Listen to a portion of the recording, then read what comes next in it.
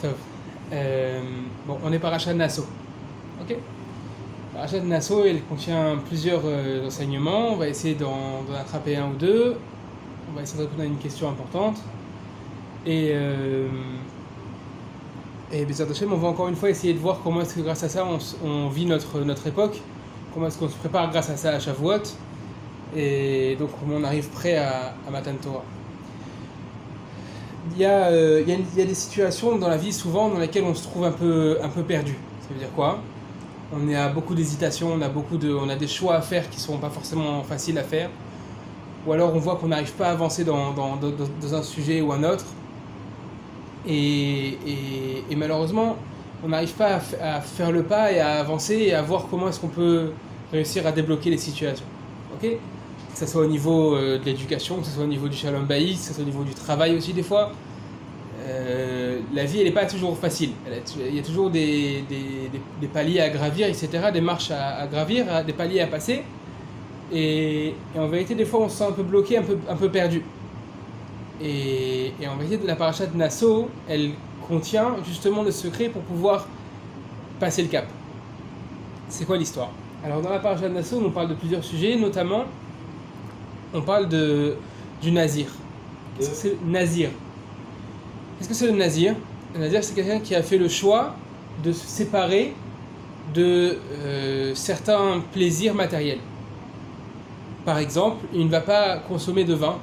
Et pas simplement pas consommer de vin, il n'a pas le droit de consommer ni du raisin, ni quelques fruits de la vigne que ce soit. Il n'a pas le droit de se couper les cheveux, etc.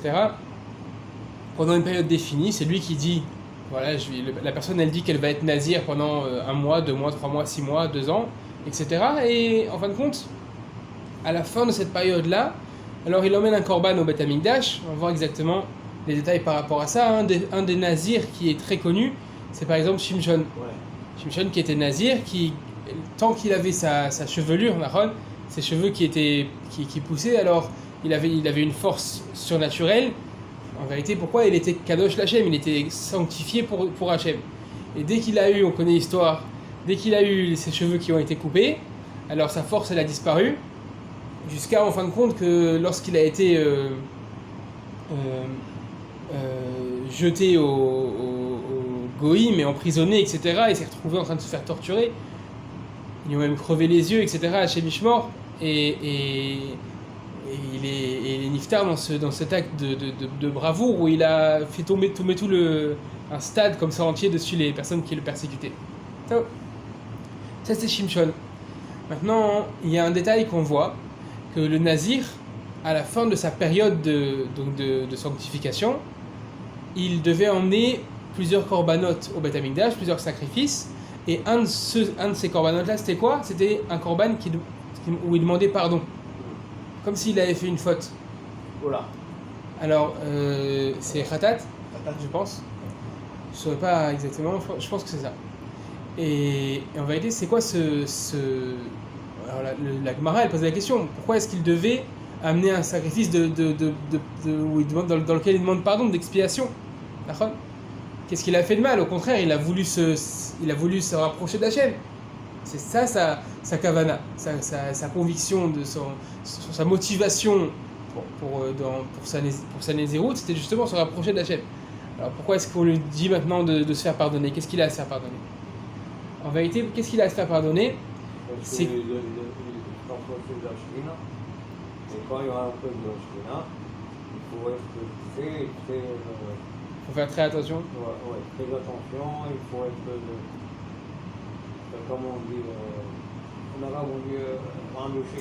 Je parle pas arabe, alors je ne saurais pas vous aider. Il est complètement pur. Annulé? Blanc de blanc. Ah, blanc de blanc. Ok, ça.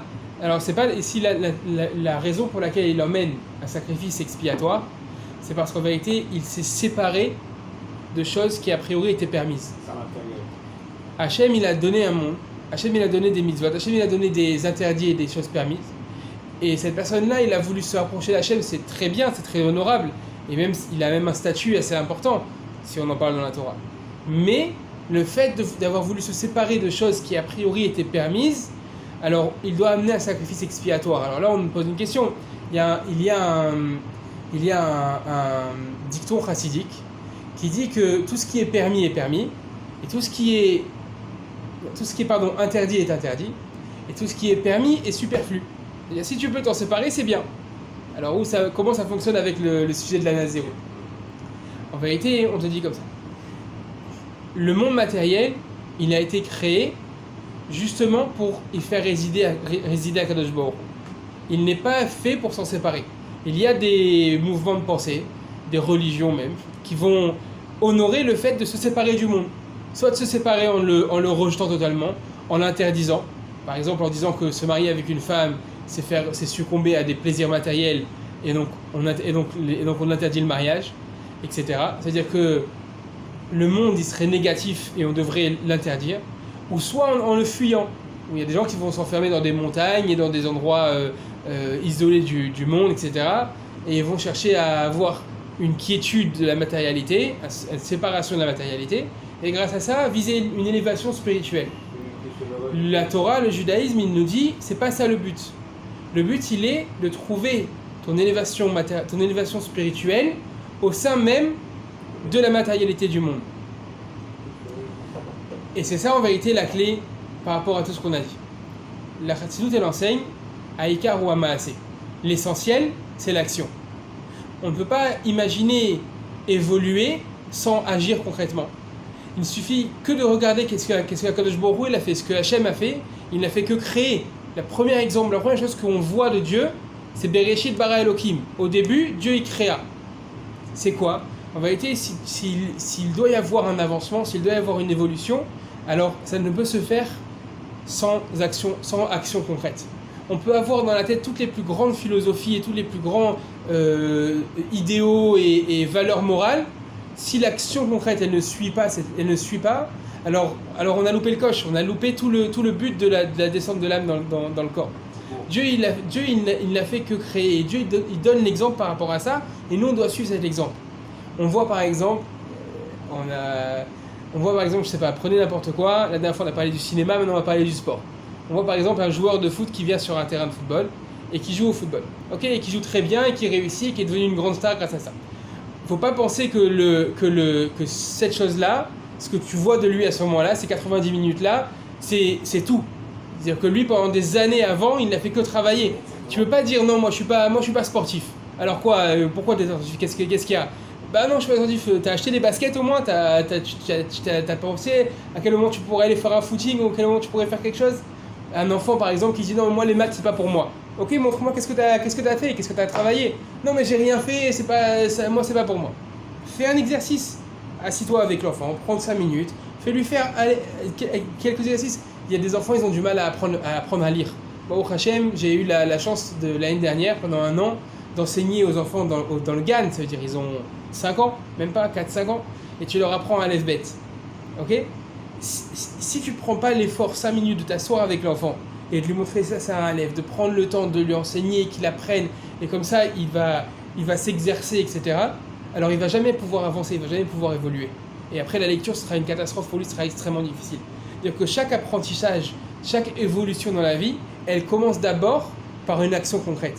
On peut pas, un agriculteur, il peut pas passer sa journée assis devant son champ et se dire j'ai pas de récolte. Quelqu'un qui travaille, par exemple là vous êtes agent immobilier, quelqu'un qui est agent immobilier, s'il prend pas son téléphone et Yachnia, et qu'il n'appelle pas toute la journée au début pour trouver quelque chose, pour amener des clients, pour amener des appartements et des locataires et des acheteurs, jamais il va pouvoir faire quoi que ce soit. Il pourra avoir le plus beau des bureaux avec le Macintosh, avec le Mac le plus performant et les plus beaux outils pour travailler. S'il ne travaille pas concrètement, alors il n'avance pas. Et c'est ça en vérité la réponse à la question qu'on a posée à la base et ce que nous enseigne le Nazir. La question qu'on a posée à la base, c'était des fois dans la vie, alors on est hésitant, on a peur, on doute sur ce qu'on devrait faire ou ce qu'on ne devrait pas faire. On se sent un peu bloqué, perdu, etc. La première des solutions, elle est d'agir concrètement. Et c'est ça qui vient nous enseigner le Nazir. Le Nazir, c'est quelqu'un qui souhaite une élévation spirituelle. Alors son mouvement de vouloir, dans sa pensée, s'élever, etc., alors il est beau, il est honorable. Mais tant qu'il manque l'action, alors il y a un manque. Et c'est pour ça qu'il a besoin... Ça serait quoi l'action? L'action, ça serait par exemple dans le cas d'étudier. Une personne qui va étudier, une personne qui va mettre en pratique concrètement des mitzvot. Une personne qui va... À la raison pour laquelle il amène le korban khatat, parce qu'il a décidé de s'élever spirituellement sans action. Exact. En délaissant l'action concrète, la matérialité du monde. Un juif, il boit du vin. Il y en a qui se séparent de l'alcool.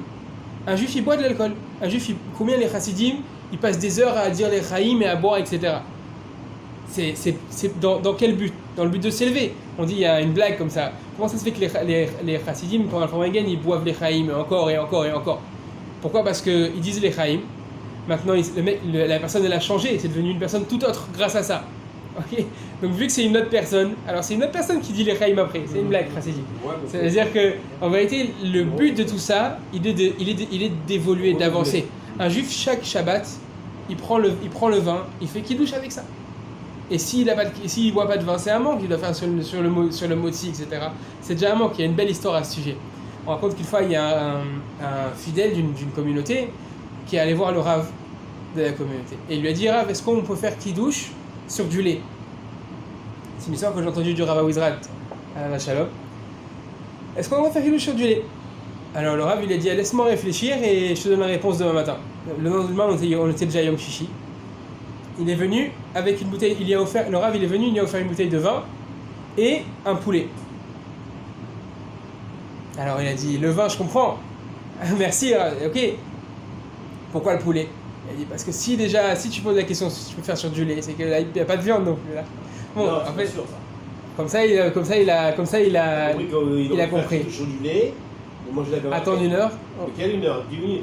2 minutes. Chez les Chavanikim, on attend une heure. Après, chacun avec ses coutumes. Il y en a qui permettent de se rincer la bouche, etc. Ça dépend aussi qu'est-ce qu'on a.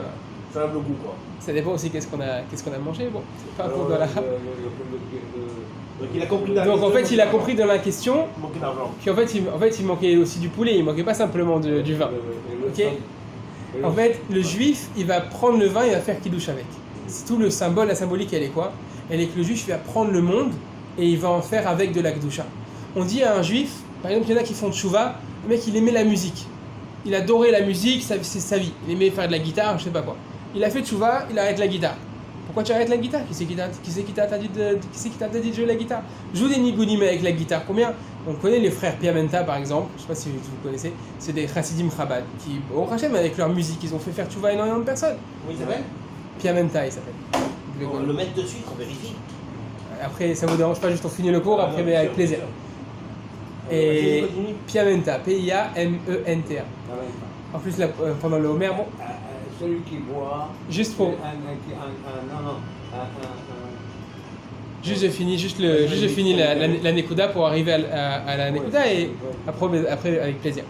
Alors, un juif, il doit savoir que si son âme elle est descendue dans ce monde, dans un corps matériel, c'est parce que Dieu il a voulu que avec sa matérialité, avec son corps, avec ce qui l'entoure, avec les situations qu'il vit, etc., il dévoile Dieu dans ce monde. C'est ça en vérité le but de la descente de l'âme dans le corps, c'est ça. C'est justement ça. C'est pas juste de sortir l'âme du corps. Ça c'est pas le but. Quand ça dit qu'il boit, quand il boit bien. Avec tous les autres, qu'est-ce qu'il fait? Il élève la matérialité. Non, il sort le son. Il sort le son. Nasi aïn, yotse son.